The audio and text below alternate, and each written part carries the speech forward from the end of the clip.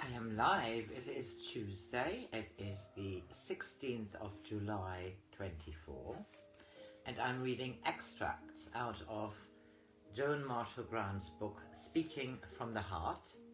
It is about ethics, reincarnation, and what it means to be human. It was edited by Nicola Bennett, Jane Lahr, and Sophia Rossoff. This is about her life and from herself. What I'm reading now is her own hand jottings and notes, which did not make it in a book previously. Chapter 16, God and Religion. And here is the heading of Using the Five Senses. One of the most disastrous misconceptions or deliberate perversions of the Galileans' teaching, perpetrated by the Church, is the refusal to accept his oft-reiterated instruction that the way in which the individual evolves is through the full use of his five senses. He pointed out over and over again that it was by the use of the five senses that the capacity to make the overlap with other individuals, whether the current form happened to have leaves or paws or fins or hands, the overlap of feeling by which both participants grow, the only way in which either can grow, depended on their capacity to feel whose medium is the five senses which they all share. He also reiterated over and over again that these senses become more accurate as the individual learned how to extend his faculties in fields of awareness, which were more intense than even the most vivid sensory experiences that can be experienced while on a physical plane, or rather on the three-dimensional level of this particular planet. The faculties of sight, hearing, smell, taste, and touch become more efficient, more informative, more capable of giving and receiving the creative energies very inadequately described as love, as the individual's range of sensory experience widens with experience. Even the most dedicated hermit, who refuses to use his senses to the full, is wasting his time and will inevitably finish any particular time span smaller, less effective, further from his horizon than he started. As a small example of the wider range of faculties available in an energy field, only a little wider than that of the Homo sapiens' usual three dimensions, there are five primary colors instead of the three, red, blue, yellow, which the human eye is capable of receiving. This color range is as familiar to me as the three I normally use, and the lack of the additional two is as odd as it is to see through the eyes of someone whose physical retina is unable to register more than two instead of the more usual three primaries. Kay, my husband, understands this very well, as he is red colorblind. But when I try to convey to my forebrain the physical component of my current three-dimensional body, the extra colors fail to register because there is no machinery with which to translate the additional sensory awareness into a wave band adequate only for a limited reception. The analogy for this might be that if you have a TV set made to receive black and white pictures, even the most brilliantly colored programs will still be received in black and white. And those who have less effective receivers will claim that color TV is impossible. It is interesting that even in the tiny span of my current lifetime, the 20th century, methods of communication, which I knew were ordinary, the communication of sight and sound without any observable means of this communication. By observable, I mean any 3D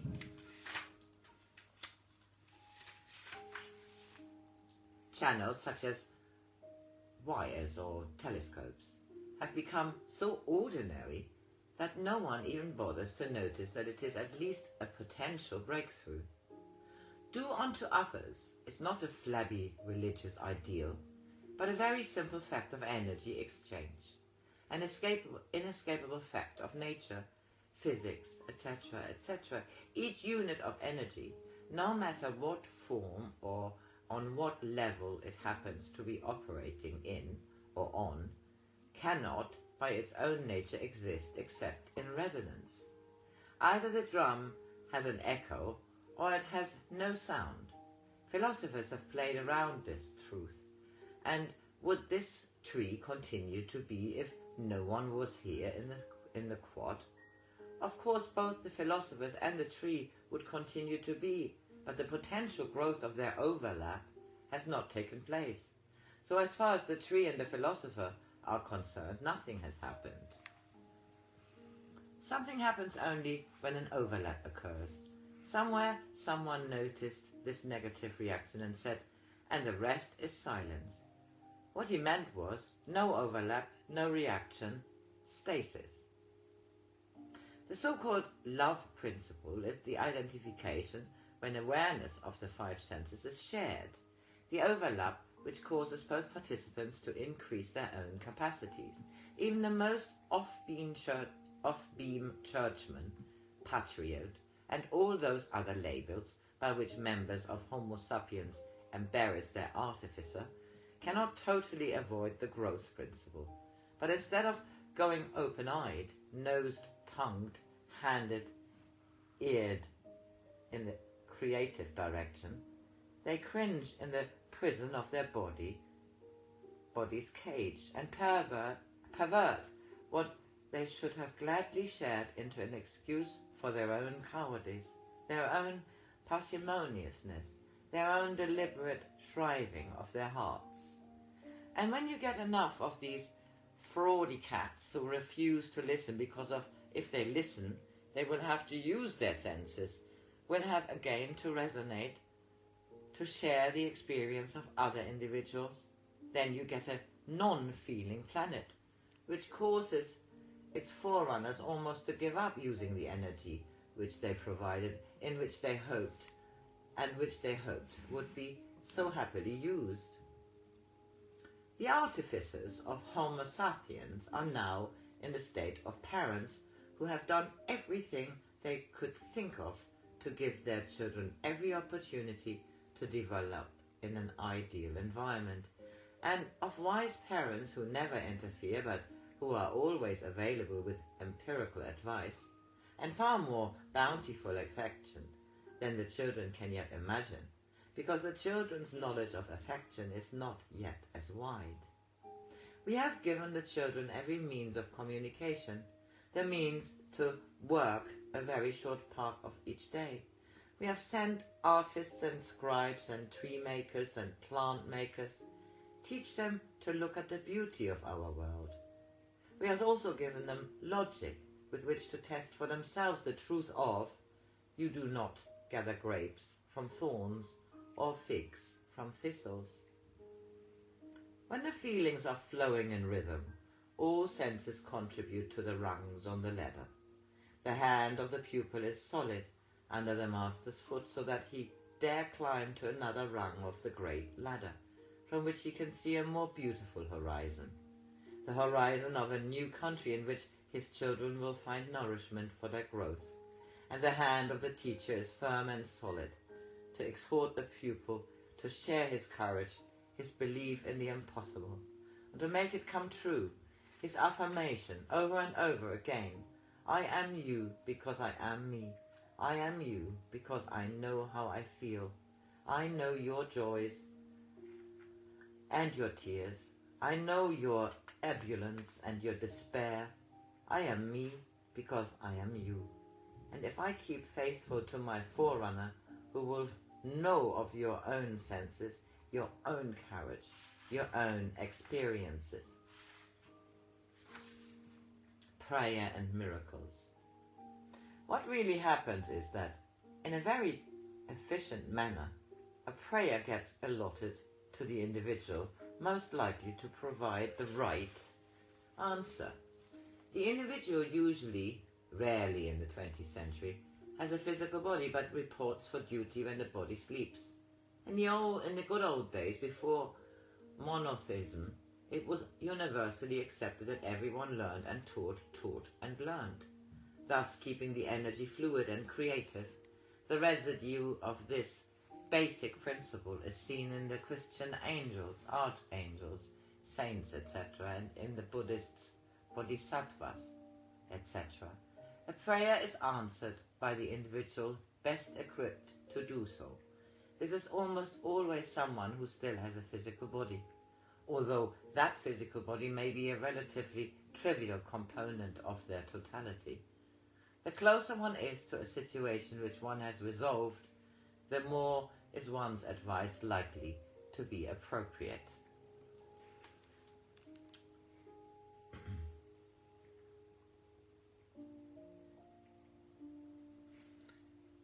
To a pot of ivy trained to symbolize a Christmas tree, accepting, as I do, the premise that sanity is the ability to see things as they are and not as they might have been or as they could be, I suddenly had a clear look at some ivy which had been trained to climb up wires so as to produce a symbolic Christmas tree. And all I did was to contact that pot of ivy as one pot of ivy to another. What can I give you that you need and I can contribute? The answer was obvious. Put me in the shower. Put the shower on lukewarm, very gentle, no violence. My leaves want to be able to breathe. Suddenly I saw the ivy for what it is, and I was able to provide what is required. I was able to answer its prayers. For what is a prayer except the question from a pupil to his immediate superior as to how to employ his available energies? One cannot ask or answer a process known as prayer until one accepts the great cycle of learning and teaching and learning. For the instant one stops learning, one can no longer teach. The moment one ceases to teach, one cannot learn. And I must make it clear that learning and teaching are not matters of the forebrain. Even the most nimble forebrain is surpassed, and rightly so, by the efficient kaleidoscope of the computer. What I mean by learning is to be sufficiently in empathy with your teacher that instead of closing up because his superior knowledge or expertise makes you feel relatively small, you will burgeon because he has done so, and thereby blaze the path, which makes it easier for you to find the path to the horizon. The point of all this is that the moment I saw the here and now of the ivy, free from all its conceptual associations, I was able to, as a gardener, to see that it wanted to be put in the shower, so that the smog, etc., was washed off its leaves, and also to remove several wires which were crippling it. That pot of ivy has its own needs, its own anxieties. Had I been allowed to see it as a symbol, I could most easily have torn off every leaf and flushed them down the drawn. I could have thrown it into a driftwood fire, so what it represents to me would have been symbolically destroyed. But sanity persisted, sanity which is the art and the courage of seeing what is here and now. Ultimately, so-called artists, no matter which sense they use as primary for their expression, are the teachers who teach us how to be courageous. So the poet of ivy is in the shower. It feels on its leaves tepid water flowing gently. I have undone 2 pieces of wire which were making it impossible for life to get from the root to the leaf.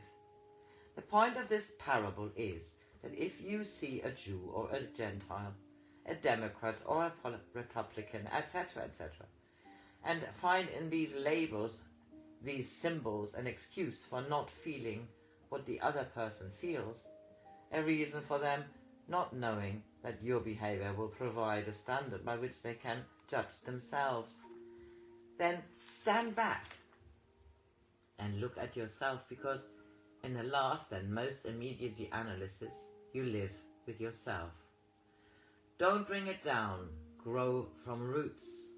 The roots are there. If the tree has no roots, it cannot grow. The fruit of flowers exists because the roots are in the earth, soil. Earth is another name for any plant. Nothing can exist unless it starts from the basic. It is not a question of bringing it down. It is a question of causing it to grow from its basic, minuscule of energy so that it can flower in a wider sphere of activity. But you must not bring it down. You must cause it to grow so that it will have more space in which to flower. Hence all on-knees religions are black, the arms upstretched, directing the good, solid-rooted energy to sufficient space in which to expand, is white. Remember your roots, from them the tree grows, and on the strength of the tree the freedom of the forest depends. There is a virtue which cannot be explained in words. Words are the tool of the forebrain, a virtue which is of God, by which I mean an ability normal only to those who are further up the ladder of evolution than one is oneself. The manifestation of this virtue depends on the integrity of the ladder link at the instance of the miracle. There must be absolutely no forebrain interference. No, who am I doing? What am I doing? Why am I doing it? How? And total involvement, so that all of oneself is intent on the objective. That is why tape recorders are so stultifying, because their mere presence implies intellectual interference.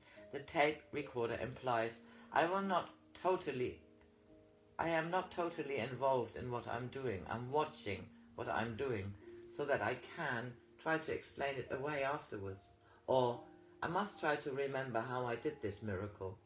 And if I remember how this one happened, then it will be more difficult not to obscure the next one by imposing on it the technique of the previous one.